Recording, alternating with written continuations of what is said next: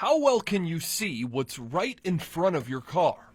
All right, so let's put this to the test. Let's see what you can actually see in the driver's seat here. Okay. For this story, I've enlisted my wife Kirsten and daughter Hayes to help show us what we can't see. We're going to keep the car off for this. See what we can see.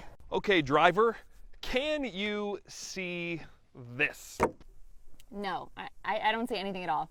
Important to note here, for our experiment, the car was never turned on and we were parked on a private residential street.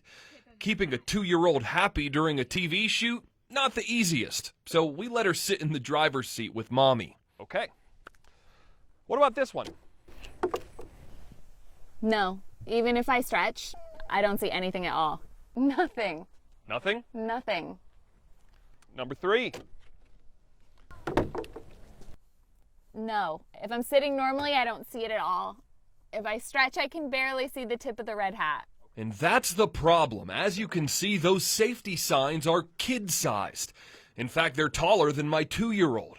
And in a mid-size SUV like this one, it took 3 of them in front of the car before our driver could begin to see a tiny part of its head. We tried it with a bigger driver, me, in a bigger SUV. I see nothing. All right, here. To the end of this, we're looking at 10.5 feet. 10.5 feet. That's a lot of space directly in front of a car. Space where your child or a pet can be in very real danger. Unfortunately, the numbers are trending in a direction we just don't want to go in. Amber Rollins is the director of Kids and Cars Safety. It's an organization that's been documenting various child safety issues around automobiles for 25 years. And according to new data from the federal government, not being able to see what's right in front of your car can be deadly.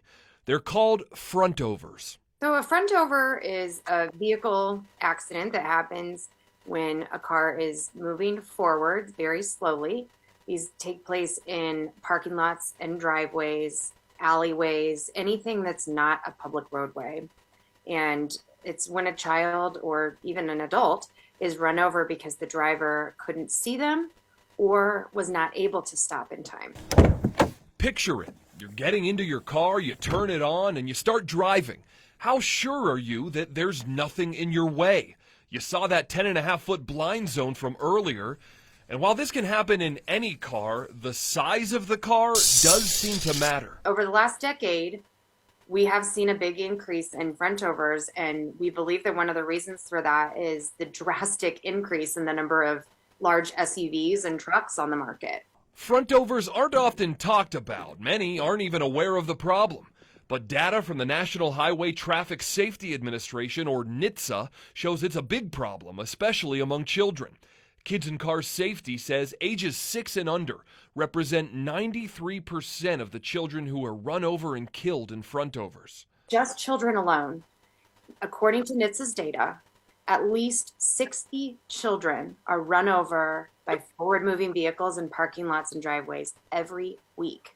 And another 50 are being backed over every week. We're talking about more than 100 children every week run over in parking lots and driveways. This is something that should not be ignored. Just this summer in Akron, a 3-year-old girl was hit and killed in a church parking lot after 2 drivers had been talking in their cars and one began to pull away.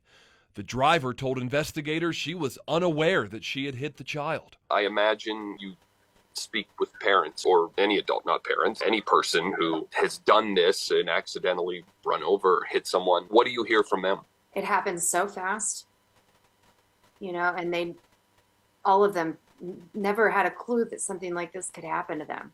It is one of those things that they never get over the rest of their lives. So what's the solution? These kinds of deaths are preventable, senseless, needless. It's an issue on which Connecticut Senator Richard Blumenthal has taken the lead. He recently announced what he's calling the Stop Frontovers Act. This bill will be a step toward making mandatory some kind of sensor system on every car. Every manufacturer would have to install a camera or sensor system that would detect a child or a pet in front of the hood where they may be invisible to even the most careful driver. But until front-over safety features become standard, the burden falls to you, the person behind the wheel, or the parents. Here are some of Kids in Cars Safety suggestions. Anytime someone is coming or going to a house, make sure children, especially toddlers, are directly supervised. Walk around your vehicle every time before you get in. If you're in a parking lot, make sure young kids never have their own feet on the ground.